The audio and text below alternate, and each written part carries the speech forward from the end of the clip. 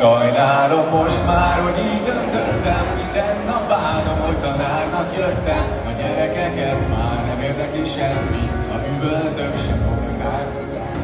Hiszen fújnak leckét és nem készülnek, fogalmuk sincs, hogy milyen órán ülnek. A felnős ázott egy bukott diákon, Piska, állj fel, a szózatot várom.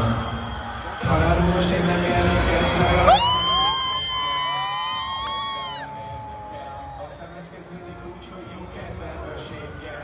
Ez két egyest érdemes. Azt mondják, hogy többször már nem szabad megbukni. Ezt a rohadt negyedik osztályt le kéne már tudni. Nem vagyok hülye gyerek, azon tűnődtem, hogy lehet, hogy az átlagom idén akár egy alá is mehet.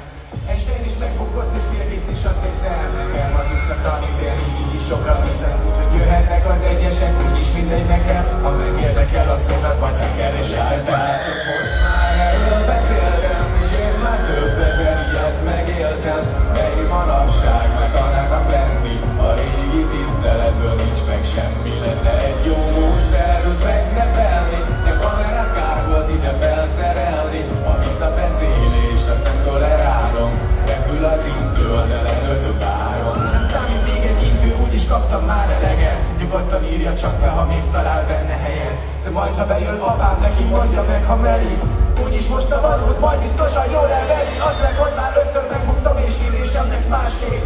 Az nem az én hibám, hanem az oktatásé. Adjon nyom a suli, bent hagyok vagy 9 órát, és te meg magolom a jamusz definícióját. És azt mondja meg, mert ez a kötelező, mert ez a Shakespeare nehezen megérthető. Nem olvasok a D.N.R.-t, ő már úgyis halott, rám sokkal inkább Mr. Baszok művészete hatott. Azt a durva, ez tűrhetetlen, hogyan lehetsz ennyire műveletlen. A tanterv tárgyan nem szereti senki, de ez van, sajnos nem tudok mit tenni.